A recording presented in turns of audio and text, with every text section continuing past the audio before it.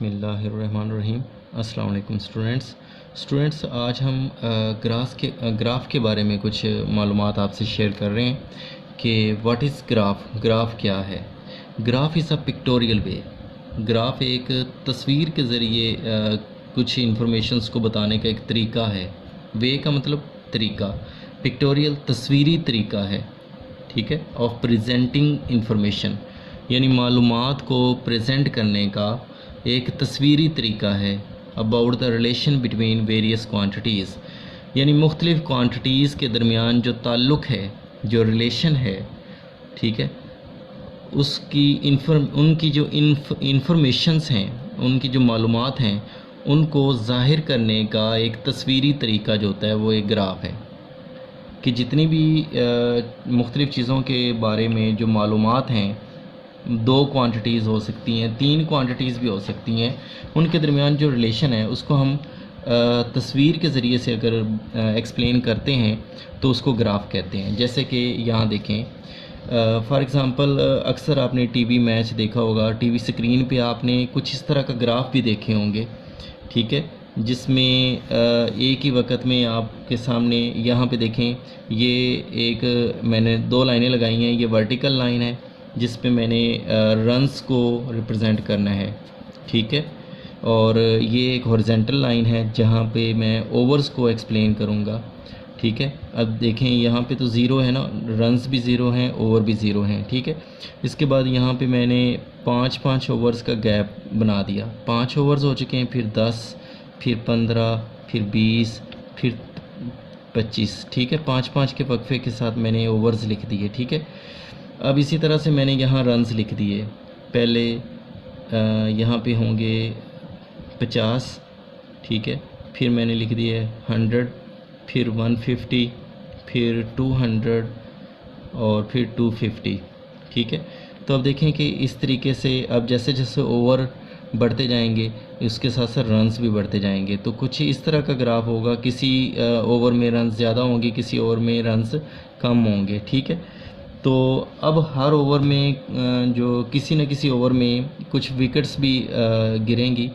तो विकेट्स को अब कैसे रिप्रेजेंट करेंगे? जिस ओवर में अगर कोई विकेट्स गिरती है, फॉर एग्ज़ाम्पल एक विकेट जो है 5वें ओवर में गिर गई, एक विकेट जो है वो तकरीबन 8वें ओवर में गिरेगी, तो यहाँ पे उसका निशान आ जाएगा, यहाँ पे उसको हम ज़ाहिर करेंगे। एक विकेट जो है वो 10वें ओवर में गिर गई, एक विकेट जो है वो 15वें ओवर में गिर गई, और एक विकेट जो है वो 20वें ओवर में गिर गई, ठीक है ना।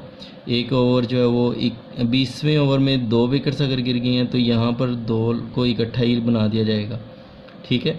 इसी तरह से अगर 25वें ओवर के बाद विकेटें जो है मुसलसल गिरती गई हैं तो इस तरह से उसको रिप्रेजेंट कर दिया जाएगा।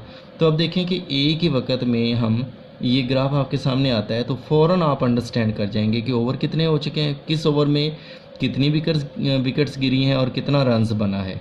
तो एक वक्त में हम 3 चीज़ों को एक्सप्लेन कर रहे हैं, यानी कि रन्स को भी, ओवर्स को भी और विकेट्स को भी, ठीक है।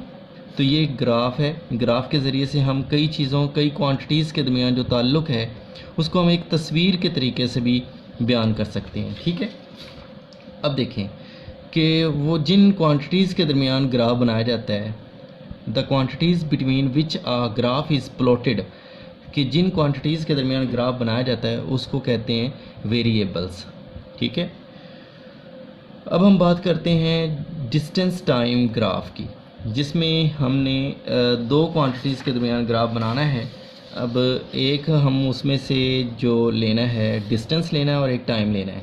आम तौर पर जो टाइम होता है ना स्टूडेंट्स, आम तौर पर टाइम जो होता है उसको ये होती है, ये इंडिपेंडेंट क्वांटिटी होती है, यानी कि ये डिपेंड नहीं करती। टाइम ने तो गुजरना है, गुजर ही जाएगा, ठीक है, ये किसी चीज़ पे डिपेंड नहीं करता। टाइम इंडिपेंडेंट क्वांटिटी है। और जो इंडिपेंडेंट क्वांटिटी होती है, इंडिपेंडेंट क्वांटिटी जो होती है उसको हम आम तौर पर एक्स एक्सिस के अलोंग लेते हैं, एक्स एक्सिस के अलोंग लेते हैं, ठीक है। इसको टाइम एक्सिस भी बोलते हैं, टाइम एक्सिस, ठीक है। और जो हमने यहाँ पे डिस्टेंस लेना है, डिस्टेंस हम यहाँ पे वर्टिकल एक्सिस के अलोंग लेंगे, ठीक है। डिस्टेंस टाइम ग्राफ की बात कर रहे हैं। Distance time graph. अब देखें कि यहाँ पे लिखा है कि in a distance time graph time is taken along horizontal axis while vertical axis shows the distance covered by the object. ठीक है ना, तो यहाँ पर भी मैं आपके सामने ड्रा कर देता हूँ कि जो टाइम लिया है वो हमने अलोंग एक्स एक्सिस लिया है, ठीक है, और जो डिस्टेंस लिया है ये हमने वाई एक्सिस के अलोंग लिया है डिस्टेंस, ठीक है। अब देखें कि यहाँ पे जब बात आती है डिस्टेंस की, यहाँ पे चलें एक और चीज़ भी आपके सामने एक्सप्लेन कर दूँ कि यहाँ पे डिस्टेंस और डिस्प्लेसमेंट मैंने लिखे हैं कि डिस्टेंस क्या है, डिस्प्लेसमेंट क्या है।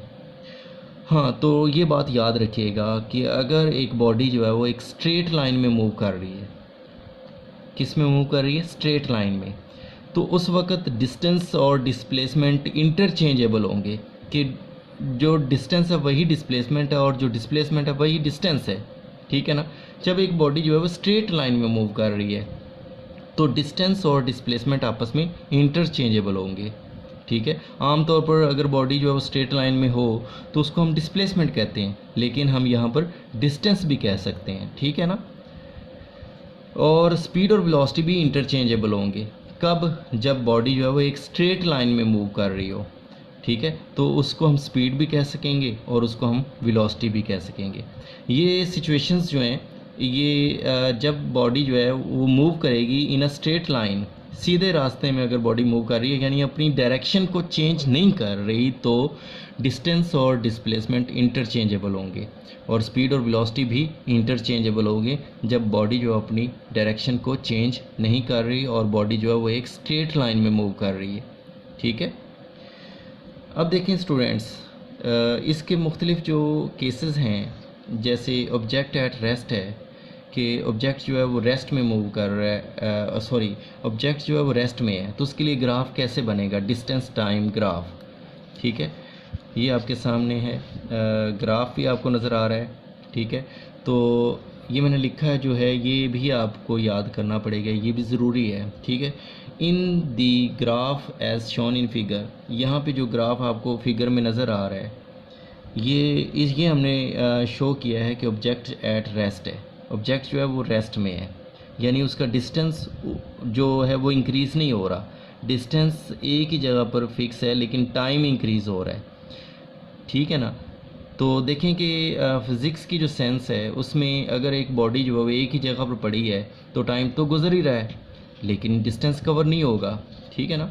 अगर कोई बॉडी मूव नहीं कर रही तो इसका मतलब है कि टाइम तो गुजर रहा है, तो ये जो रेड लाइन है ये आगे की तरफ इंक्रीज़ हो रही है, इसका मतलब है टाइम इंक्रीज़ हो रहा है लेकिन ऊपर नहीं जा रही, तो इसका मतलब हुआ कि डिस्टेंस कवर नहीं हो रहा, ठीक है। बॉडी जो है वो किस में है, रेस्ट में है। तो देखें in the graph as shown in figure the distance moved by the object with time is zero. अब क्या है कि वो डिस्टेंस कवर नहीं कर रहा, that is the object is at rest, इसलिए हम कह सकते हैं कि ऑब्जेक्ट जो है वो रेस्ट में है। दस अलबत्ता a horizontal line parallel to time axis on a distance time graph shows that the speed of the object is zero, कि ये वाली जो आपके सामने हॉरिजॉन्टल लाइन आपको नज़र आ रही है ये टाइम एक्सिस है, इसके बिल्कुल पैरेलल है, ठीक है ना। तो ये वाली जो लाइन ये बात जाहिर करती है कि अगर डिस्टेंस कवर नहीं हो रहा तो फिर बॉडी की जो स्पीड होगी, स्पीड ऑफ द ऑब्जेक्ट, वो क्या होगी, ज़ीरो होगी, ठीक है। तो स्टूडेंट्स इसके बाद दो केसेस हैं वो हम नेक्स्ट लेक्चर में आपसे डिस्कस करेंगे, जिसमें जो यूनिफॉर्म मोशन में बॉडी मूव कर रही है और वेरिएबल जो उसकी स्पीड है, ठीक है, उनको हम नेक्स्ट लेक्चर में इंशाल्लाह आपसे डिस्कस करेंगे।